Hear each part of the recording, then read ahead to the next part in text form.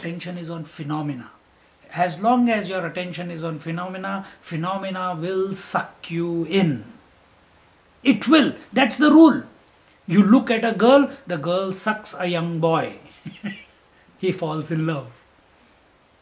Your eyes look at a beautiful pizza, it sucks you in. Even though inert, but it sucks you in. You fall prey to it. You look at a nice car and you have the capacity to buy it, you get sucked into that, buying that car.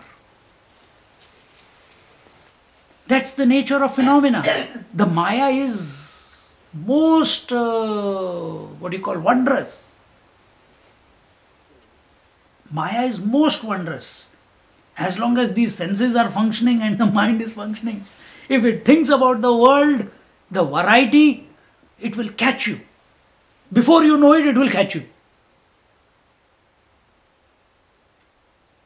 It's that fast.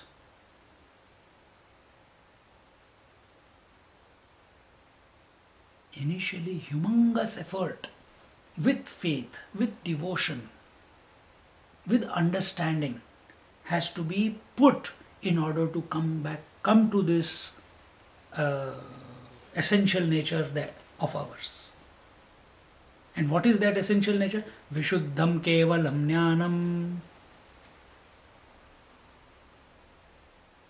niranjanam yadekam tatvamasyadau advayam param. Keep thinking about the self.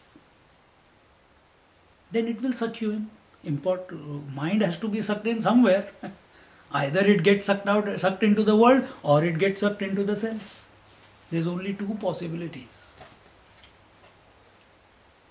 That choice has been left to you. How hungry you are, how thirsty you are, how longing you are, how quickly you want to finish this whole business of self-realization. How quickly you want to finish this off. Oh, I'm plodding, but I will reach one day.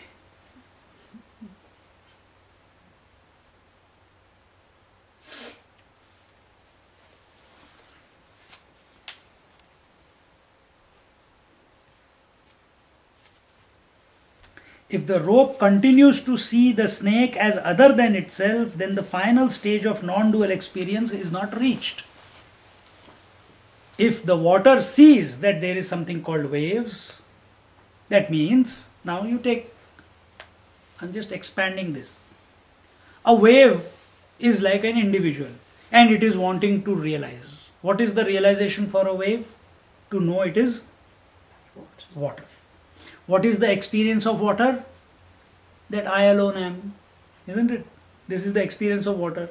For the water, there is nothing called waves. So the water has the wave. Now the wave is searching for water, and in that process, it has come to the point where it has realized, hey, I am witnessing the birth and the death of this particular form. Oh, I have come to myself, but I don't want to remain in this meditation. If I come out, I will see other waves. Has it realized? Because the conclusion that this wave has come to is not the same conclusion as the water is having. It's not the experience of the water. Water's experience is I alone am. Is that the experience of the wave? If it is witnessing multiplicity, if it is witnessing multiplicity, or if it is witnessing differences, if it is witnessing separateness, if it is witnessing diversity, then it has not got realized, isn't it? Now this has to change, and this can be only changed when it starts seeing that it itself is pervading everything. Just like water itself is pervading the total waves. Thus the culmination of the non-dual experience of the self is that in which all that is seen is merely an appearance. We have already said that. It's only an illusion. It's only an imagination. It's only a figmentation of the mind. Just like the crease on the cloth is only an imagination of our mind. That crease is nothing but the cloth.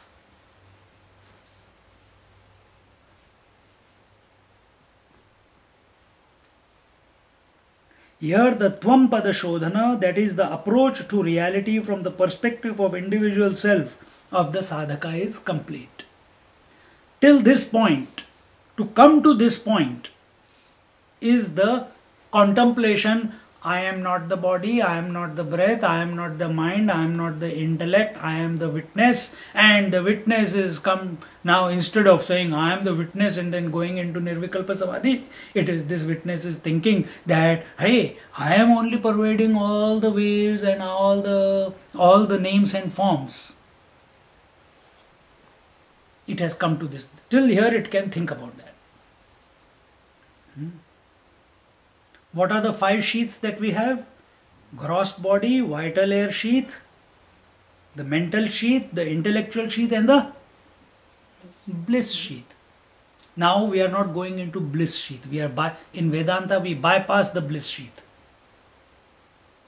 We bypass it. In yoga you go through it. And the experience of yoga is the Kundalini experience, when you go through the bliss. And that is called Krama Mukti, step by step liberation. You go from one level of ecstasy to the next level of ecstasy to the next level to the next level till the Sahasrara. But here we bypass. So what is the journey now? Now, you know what is called spontaneous combustion? What is spontaneous combustion? Bursts into flame. Correct.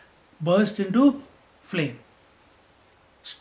At one moment, bang, and everything is fire maya. It's like fire. Fire pervades everything.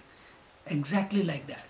When you contemplate on this, that all the names and forms I am pervading, there is a spontaneous combustion in the mind.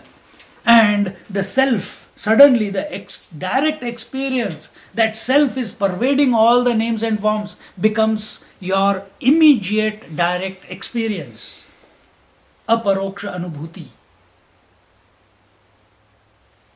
Immediate and direct experience. This cannot be brought about, it happens. But you have to build up you have to not build up, you have to become clear about this understanding. In the Mahavakya, thou art that, Tattvamasi, you are that. The term Tvam, you, was discussed in the previous verse. Now let us turn our attention to the term Tat, that. What does that mean? What's the time? 8:49. What does the term that signify, represent? So here it is written, Sthula Vairajyayoraikyam, Sthula Vairajyayoraikyam, Sukshma Hairanya Garbhayoho, Sukshma Hairanya Garbhayoho, Ajnanamayayoraikyam, Ajnanamayayoraikyam, Pratyak Vijnana Purnayoho, Pratyak Vijnana Purnayoho.